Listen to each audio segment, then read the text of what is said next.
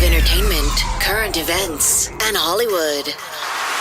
Don't miss Creator to Creators, hosted by the filmmaker Meosha, known for the Shudder hit documentary Horror Noir and the acclaimed film Anatomy of an Anti-Hero, Redemption. This show features interviews with filmmakers and creatives from around the globe. Join the fun with guest celebrities and gain valuable insights. Subscribe now and follow Creator to Creators. Hi guys, welcome to another episode of Creators to Creators today. Today we have a special guest. Parrish Allen. Welcome to the show. Thank you so much for doing this. I am super stoked. I listened and I watched your video and Okay. I was like, oh, that's a vibe. It's a vibe. It's really Thank you. sexy. It's Thank really you. Thank grown you. up. I love that. But Thank you. I love going back to the beginning. I always say the beginning, like, charts our trajectory in life, our little habits we pick up along the way follow us into our adulthood. Tell me about, when you were younger, what was growing up like, and how did you find your way into doing the things that you're doing now? Okay, that's a good question. I was born and raised in Harlem, New York. My family is musically inclined. My grandmother, my great grandmother, my uncles. So music is in my family. So my mother used to take me, my mother and my uncle, which are her brothers, identical twin brothers, used to perform different places. And one of the places they used to perform is at the Apollo Theater. Wow. And my mother took me to one of their performances, sat me in the front row. I was like maybe 4 years old. I just remember this. Sitting in the front row, just watching my mother and my uncles perform and watching them was like, wow, that's what I want to do. I want to be on stage. I want to sing like my mother. I want to sing and play instruments like my uncles. I don't know how to do instruments, but I can sing. So point, my mother was always taking me to the studio when they record. I used to go to my uncle's recording studio. They used to produce groups like New Kids on the Block. They got a couple of songs they produced with them. Stevie Wonder, Jimi Hendrix. I mean, the name, the list goes on and on. But I knew then is when I said, you know what? That's what I want to do. I want to become a singer, an artist. And here it is. That's awesome. I think that's so cool. There's something to that. Like a lot of people, I think that's one thing that they don't know is like their Mhm. what are they meant to do, their purpose, right? And or your calling. And a lot of things, like, I mean, I think there's a lot of things that people are good at, but I think that's something that says something about who you are. Like you actually made it happen and you're living the thing that you want it to happen. Does that take I don't know, a personality that is not swayed by other people's opinions about what you do? Like, how did you stay on that journey of like, okay, this is what I need to do. This is my calling. This is my purpose. And I don't care what people think. I'm just going to do it. Okay. I'm glad you asked that too. I think great question. Thank you. When I was a teenager, I was in a singing group. This is in Harlem. We used to walk around singing on a terrace, singing on the train station, just trying to, get people to put a couple of dollars in our little hats, because back then that's what we used to do. But as I got a little bit older, out the maybe 20 years old, 21, my ex got pregnant. So I had to put music on hold and I had to raise my children. So being I had to raise my children, I said, you know what? I got to put music on hold. I have to raise my children. And once they're at a point where I can start music again, I'll start. So that's really my story as far as, the beginning of how it stopped, the beginning of where it stopped, if that makes any sense. So that's Yeah. that. I mean, I'm sure that was like, I don't know what that felt like for you. Did it feel like, I mean, obviously you have it's like, I got a responsibility. This comes first. And of course, there's always going to be that pull for the music world behind Right. you. Yes, Did yes. Did you feel like yeah, I guess when you came back, were you doing like when you had those like moments to yourself, even though you were doing, being a father, like to write something or lyrically, did you have those pocket moments to be creative? Actually, I did. I could tell you a long story, but make it short. There was a period of time where my sons were about maybe 8 years old, 9 years old. I tried getting back into the music scene again. So at the time, I moved here to Phoenix, Arizona. And for me to start the music again, I would have to go back home to New York. So I went back to New York, but I also had to find a job because I still had to provide for my children. So I said, let me try one more time with the music. Flew back to New York, tried to get a job working with the corrections, New York City Corrections. They weren't hiring, so I tried for the police department. They weren't hiring at the time. So I just started writing music. And my uncles put me on, I can't remember the producer's name, but he was the same producer who produced some of what's her name? Keisha Cole.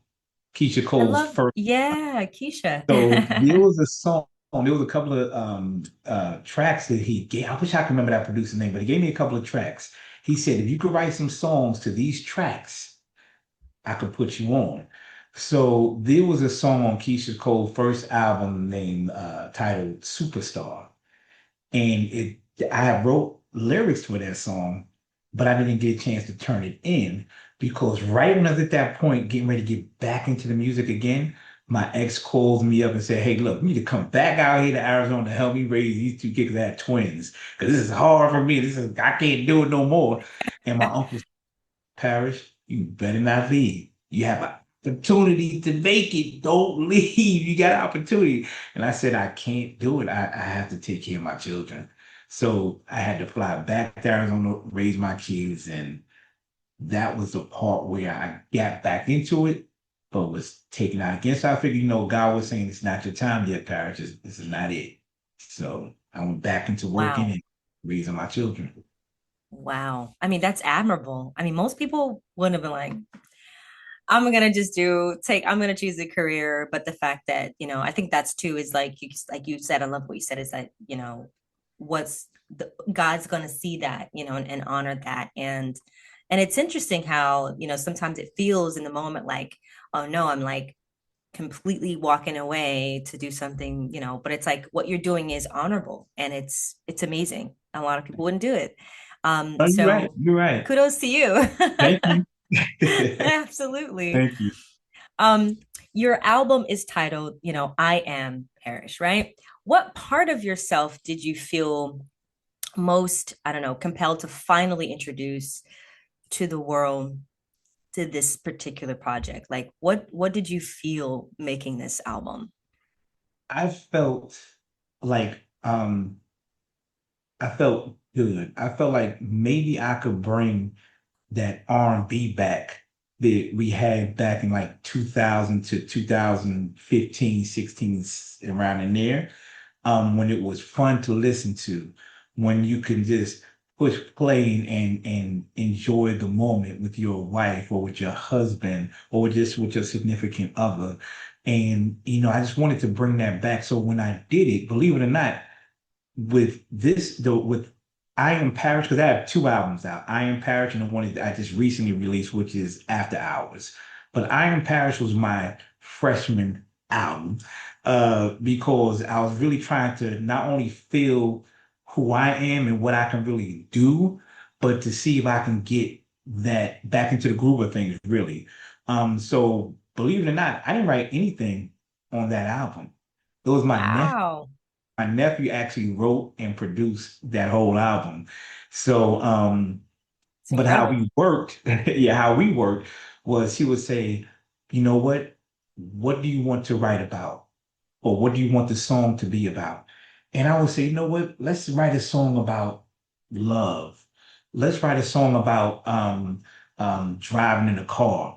Let's write. So whatever it is that I say or add or tell him, he will write it because he's like a lyrical and musical genius. His name is Amazing. Hassan. Amazing. That's awesome. That's so How cool I that felt, the feeling is more like I want that mature. I want to bring back that mature sound. It's Oh, corny. okay. So that's what you feel. I mean, and I think that's what you did. I think especially with the song in the video, yeah, that I saw, it was very sexy. It was very Which one like did you see? it was they said it was all red, and it was the ladies dancing in the room, and you're like you walk in and you're following this lady up to the staircase, and you're just it's very Yeah, like old school, but yeah, like where but R&B new. was, yeah, but Right. new. But It's yeah, an old school boat with a exactly. new feeling type of thing. It's funny that is Lay Your Head Back. And that Yes. song is actually on my second album Okay. after. Now, the funny thing is that lady that I was walking or chasing throughout that house, that's my wife. I figured that. I was like, that has to be his wife. I was That like, is, the chemistry is there. that's my wife. And my wife is actually in all my music videos except for one. She only Wow. missing out on one of the videos, but yes, with Lay Your Head Back, that song and that video, I asked my nephew just to create whatever you come up with, I'll do it, and that's what he came up with. I love that. Nice. That song is Mm. that's my song right there. Along with a bunch of other songs. I have a lot of songs I feel even if it wasn't me Right. did the singing, the song, the songs. It's Like a so it's a vibe. It's for sure a vibe. Um, because you said something about like bringing R&B, bringing that back. What do you think in today's time, and especially culture, what is missing? What are we missing in nowadays as far as like when it comes to R&B? I think what we missing is, for one, I think we missing love. I think we also missing the fact that everybody is about self and relationships, not knowing it takes two. I think that's what's missing. I think also what's missing is that there's really no passion in the R&B now. I don't really call it real R&B now because they do a lot of auto tunes with their singing, and it's like more of a rap R&B. I guess that's what they call. I don't know what they call it, but I think they're missing love.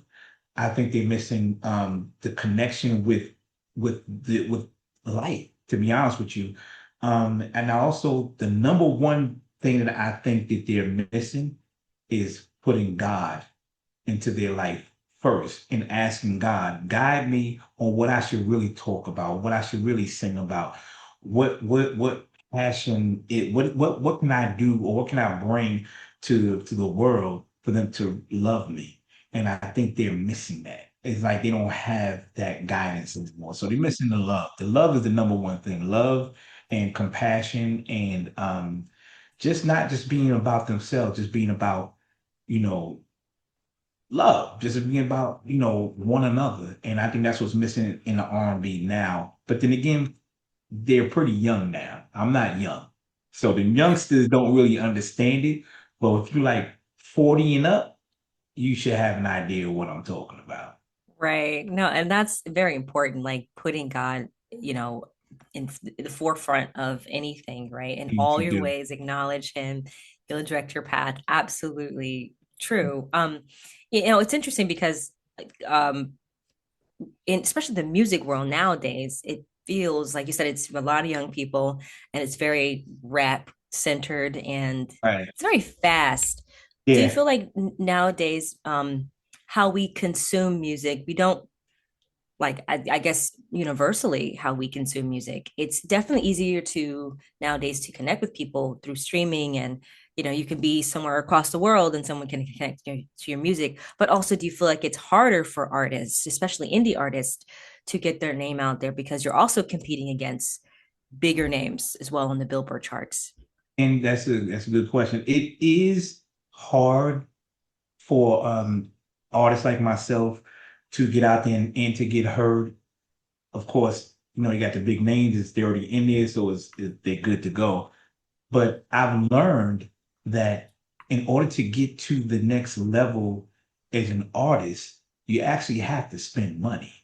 You have to invest in yourself now, because if you don't, you're not going to go really anywhere. You actually have to say, you know what, I have to put the money in here and the time I have to, but I have to invest X amount of dollars into my art in order to make it to the next level because it's about streaming. It's about people, music video, because the visual is very important as well. Yeah. But I think it's the money, and that's what makes it hard for artists, independent artists, to actually really just get out there unless they have some type of connection. If they know somebody, then there you go. But if you don't and you started from scratch, you gotta have money to invest. And God has blessed me to be in a position where I can actually do those type of things. I can pay for a publicist, I can pay for a manager, I can pay to go on a little mini tour, which is what I start in April. A Awesome. city mini tour. Congratulations.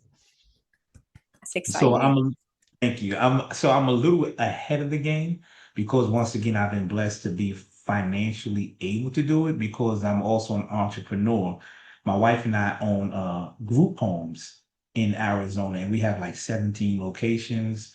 I have about almost 200 employees and my wife Wow. and we're the owners. So I've That's been awesome. blessed to have the time to do it and the finances to do it. So Yeah, wow, that's incredible.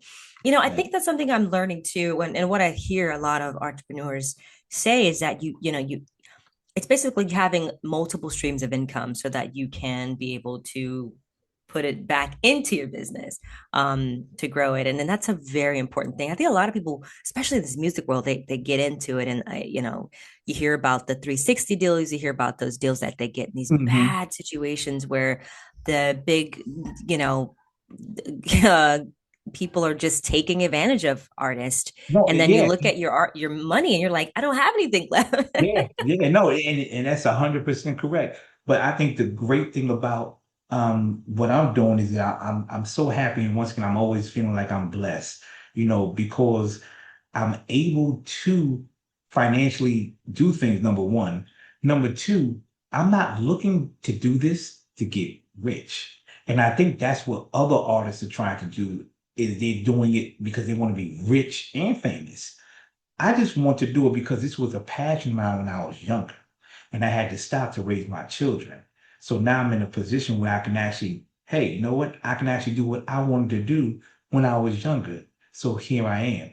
And so it's very important to understand it is if you're in it to become rich, you might want to kind of back up a little bit because it's not going to happen like that. But if you're in it because that's what you love to do and you're passionate about it, I feel that you're going to be successful. Even if you're not a famous person, the success is how you make it. You don't have to be famous to be successful. But I'm really doing it because That I love part. it and I'm not looking for a record deal. I'm Mm, actually looking to perform places to have fun. And if God blesses me to go to the next level with a distribution deal, then let's go. But I'm not absolutely. looking because it's a passion of mine. I love that. I love that. You're having a good time. And I can definitely tell, I can definitely see that and feel that with your music. Bed connects deeply with listeners. What what personal experiences shaped that song? And what emotions were you hoping people would feel when they hear it? Well, bed, I'm in my office. I got to reject that. Hold on. Bed is one of my favorite songs. Nice. 'Cause it's saying, hey, you know what? Once again, it's about love, right? Number one. And it's about trying to, I can't think of the word right now, but it's almost like it's almost trying to go back to what can I do to get you in this bed? Take you out to dinner, uh, go to the park, go to whatever it is you want to do. What can I do to get you in this bed? So I'm trying to bring it back, like it's not about just wham bam, and it's not about the young ladies, having sex just because you cute. Let's go back to that. What can I do to get you in this bed? Oh, baby, pull me closer. It's like, just it's like what it's like I'm begging. What? What can I do? Tell I love but that. that's what it is. I Just love trying to that. get I love that's your passion favorite back. song. Yeah. And I think that's a beautiful thing. And I'm sure this also is obviously not just for married people, but it's for people that are in relationships and that want to rekindle that love and get that spice back. And I think a lot of people can benefit from this and put it From that, back, yeah, yeah, implement that the romantic and sexy and rekindle the relationship. yeah, yeah. That's so And it's cool. a fun song to listen to. I I love love singing, that. so That's awesome. I love asking this question, and there's no wrong answer, I promise. okay. The three levels of influence: money, power, and respect. If you could choose only one of those things, which one would you choose and why? I would probably choose respect. Money, it comes and goes, and money doesn't make people happy. It just makes you able to pay your bills. And it also makes you, do things that maybe travel based on your income, really. But I want to pick money. Um, Power, I want only God has power. So me having power, I can't have power, over anything. Um, I can have control over myself and things like that, but power, no. But I know power means money because with money comes that power, and that's when you want to control things and control everybody, and that's nah, I can't do that. But respect to me is the most important because that's when if you have respect, people will look at you as if you have power. You know what I'm saying? It's almost like I respect this dude. So if he or she tells me or asks me to do something, or they give me advice, that's powerful right there to me. Because Mhm. they listen to it because they respect you so much. So I will pick the respect. I have a long list of reasons why, but kind of that's why I'll pick respect first. I would I love to love be that. respect. That's a good answer. Great answer. If you could collaborate with any artist, living or dead, who would it be and why? It would be Dave Hollister, and he's alive. Okay. Um, he used to sing with Blackstreet. Um, and the reason why, because I just love his control, his vocal control. I love his power in his voice. And he just had just a smooth, cool voice. He just got it to me. So Dave Hollister will be the artist that's alive that I wouldn't mind doing something with. All right. Well, your mouth to God's ears. It's going to happen. Yeah. I mean, he Absolutely. could out sing me because he can sing. But You know, I can hold minds. I can hold minds. right. I find that that's really, I hear artists say when they do get features, I've heard some people, especially rappers, notorious for this. They'll say, yeah, I'll get like an Eminem on my, like, I think Jordan Lucas, he got Eminem feature on his song and he said, I got Eminem's, part back and he's like it made me want to go back and redo my lyrics and like it's like it just made me want to just do better Yeah. and push them, which I think is really cool for artistry, right? To sharpen your Mhm. skills because somebody that that has so much control or very talented. It I just think that's brings the best more, way to do it. and I think it also brings out, like you just finished saying, the best in that artist because it's like, okay, he or she sound good. Let me go on and redo it because I need to at least be on that level. So, but yeah, I mean, I speaking love of that. artists, actually on my first, I didn't release it, but on I Am Parrish album, Bed and Legs Up, I actually have the remix with Lazy Bone from Bone Thugs and Harmony. Oh, He is nice. featured on both those songs. Nice. And That's that came about awesome. because my wife is from Cleveland and we went out and that's where they're from, or Lazy Bone's from. And we were out there and I performed out there. And the guy who owned the venue where I performed said, "Hey, can you stay one more day? Because you're good. And I want Lazy to hear this because he was celebrating his birthday at his venue." And I said, sure. So we kind of pushed our flight back. And when he came, I sang Bed, and he liked it so much. He said, "Can you sing another one?" So I sang Legs Up, and he said, Wow. "I want to be featured on those songs." So he's featured. Wow. That's awesome. Like you think you hear about those kind of stories and you think, and I'm just curious what you think it is. Do you think it's a right place right time kind of thing, or you think that's just orchestration of how God works? The second one, I think it's how God planned it to be. You know, I don't think it's a such thing as the right time or you at the right place at the right time. I think you're at the right place because God put you there at that time. And I know some people look at it like, well, what, if it's a bad thing, they're like, well, wow, God put me here and something bad happened. Is you got to look at it in a different way. I think why did God put you there to make you learn a lesson? Maybe it's Mm, something that's happened that you didn't learn from that God put you in this position, so you can learn from that. So even though it may seem bad, it's really not bad if you look at it a different way, more of a positive. Like I like thinking of everything positive. I don't like looking at nothing negative. same, Positive. same. Oh my God, I'm the same way because I mean, my friends think I'm crazy sometimes, but I'm like, hey, whatever you think, you can call me crazy. But Yeah. I really, honestly, you are the words that you have spoken 10 years ago. That's what we're living Mm. right now, right? I feel like words and all like words are powerful. And that's what the Bible says. And Yeah. not to get Yeah. down that tangent, but I Come on. really do. Coming from a Christian background myself, I didn't really take it seriously when I was younger, but when I got older, I started implementing all these things. I'm just like, oh my gosh, I Right. am living what I've said 10 Right. years ago. That's insane, but it's true. And you don't So, understand it when you're younger, but the older you get, the more you understand. So, but yeah, yeah. yeah, it's so cool. You've spoken about standards in relationships. How do those values show up in your songwriting and in your real life connections?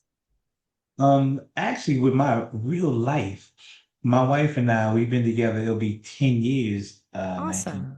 3 days. February 22nd, it'll be 10 years of us being together.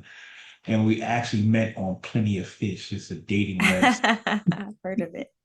But how it plays is the fact that I went through a lot of things in my life, in my past relationship, that wasn't so great. And so has she. And we learned from those past relationships that we didn't bring it into this relationship. So with this relationship, it's about so much we have so much love for each other, so much respect for one another that is crazy. It makes our friends sick, and it makes our kids sick too. Like, oh my gosh, you're always kissing, you're always holding hands. And here it is 10 years later, and we're still doing it as if we only been together for 6 months. But I think that's what plays a role in 90% of the songs. The other 10% is just club stuff. So but 90% of the songs is because of the love that I have for my wife. So I would say, hey, to my nephew, hey, this is what I want this song to be about. He'd be the creative writer, and we just go from there. But it's I the love that. yeah. That's beautiful. And congratulations. That's a 10 years, that's what they say. That's like a really good thing. Like now you're getting there. You passed Yeah, like the hard part. that's the hard part. You know, the thing is, out of the 10 years we were together, there was only one time that we got into a disagreement. We've never argued in 10 years. We just got into a Wow. disagreement. And a lot of our disagreements, believe it or not, has nothing to do with our relationship. It has something to do with our business because we're business partners at this company. And so she might think something should happen. I think, no, it should happen this way. So our disagreements will be work related. And then when we do disagree, it's work related. It's never escalated. It's just like, no, I don't think it should. It's like those type of things. But God has really blessed me with a beautiful, phenomenal life. I So. love that. That's beautiful. Being on the mission to become the first major male R&B artist out of Arizona, what obstacles have you faced and what keeps you pushing forward? Um, Obstacles that I face here in Arizona is the fact that I have to say it, I love everyone, but I've noticed in Arizona, there's not a big support system, Mm, especially for R&B artists. For rappers, it's there, but rappers is all over the place. But when it comes to R&B artists here in Arizona, it's not that much of a strong support system for them. That's one of the obstacles. The other ones is the fact that no one is really looking at Arizona, meaning like no no big name industry names or big name artists that I think that Arizonians face. Once again, I've been blessed and I'm not facing those real obstacles only because once again, I'm able to financially put myself in a certain area that it's hard for other artists to get to and sometimes won't even get to. So, but that's the obstacle though. I think not a strong support system out here for the artists to help push them. That's really interesting. I love Arizona too. Oh my God, I think they have the best like hiking spots Oh yeah, there. they do. Don't Um, hike during the summertime. yeah. Um, and I'm curious, like, you know, do you feel like as an artist, do you feel like that you talked about support? And it's interesting. Do you feel like people come around once you put something out? And like how some people like they're like so supportive, and then when things kind of you don't have anything out or anything to post, then you don't hear anything. But as soon as you put something out, everybody wants to like it's like That's that that's a silent good one. you know what I mean? Like I know support. exactly what you mean. I They'll know watch your exactly. stuff, but they don't buy your music. It blows my mind. Yes, It I go through that now. Actually, it makes me nervous. It makes me wonder, do they like me? Because they're not saying nothing, but I know they're watching. But yeah. it's very hard. It's very nerve-wracking too, because you're right. Once when I first started, no one was really listening to me, until I can't remember exactly how and when, but something happened. Oh, just recently, matter of fact, because I brought Ray J and Bobby V out here to Phoenix, and Ah, Ray J's birthday, and everybody know Ray J's the streaming guy. He's old stuff, so I just knew that would pull in people. So I said, you know what? Let me go ahead and bring Bobby and Ray J out here, and for me to be seen. So I used them so people could see me, if right. that makes any sense. So put Absolutely. them out here. And once I did that, that's when I noticed my numbers started going up. Isn't that something? Almost real high. Like, oh, but yet now it's almost like they treat me like I'm some star. Like, hold on, you want to treat me like this before they got here. Before, Now I'm that they still the got here, same person. they're the same person. I guess they feel like, oh, he brought these two out here. He must really know a lot of stars. Let me get to know him so I can get close. And when stars come, I could be there and he could, that's how I look at it. I could be kind of exaggerating a little bit, but I felt like it wasn't the same when I first started versus now. Now I feel Hmm. like knowledge in me. Now I see that, oh, he's really serious. This guy, Yeah. and then the people, because I'm advertising that I'm going on an 8-city tour, people seeing that, like, oh, this guy is really, really serious. So now I'm noticing that they're wanting to really listen, like, hold on, what is this guy really doing? Who is Hmm. Parrish? Hmm. Yeah, that's how this business goes, unfortunately. But hey, you're doing it, and you have the talent, and you have the music, and the resume to get this stuff out, and it is working. So kudos to you. Um, what advice would you give to someone out there that's trying to get into this music world and just not really sure how to do it? The advice that I give to someone who's trying to get in is the first thing to do, I will always say, is pray. Ask God, is this really what I'm supposed to be doing? Is this really what you want me to do, God? You have to ask, what is my purpose if you do allow me to make it into the industry or just out there, period. But I think the first thing they should do is always pray and don't be in such a rush to become famous. You know, build up your craft, build up your portfolio. Um, have money, have money, but build up your portfolio, but always do it slowly, carefully, and always pray with every single move that you make. So that's the advice that I'll probably give to artists trying to start and go out there. Just Make sure you're praying. Make sure that you're being patient because we definitely gotta be patient. Make sure that you have good quality music that people really want to hear, and try to stay apart from everyone else. Don't try to sound like um 2 Chainz or T.I., whoever, whoever. Just try to sound different. If you idolize, which you shouldn't idolize anybody, but if Right. that's what you look up to, then learn from that, but mix it in with your own sound. Yeah. So I guess that's It's great. probably the advice. Great advice. Great advice. Really quick. It's crazy how 30 minutes goes by so fast. Where It's can people snap. find you? I know, all right. I'm like, no, I'm having a good time. Um, where can people find you on social media to follow everything you have going on? Okay, social media. So Instagram is Parrish Allen Official. That's my Instagram. Facebook, which I'm still building that up, but that's Parrish Allen. TikTok, Parrish Allen Official.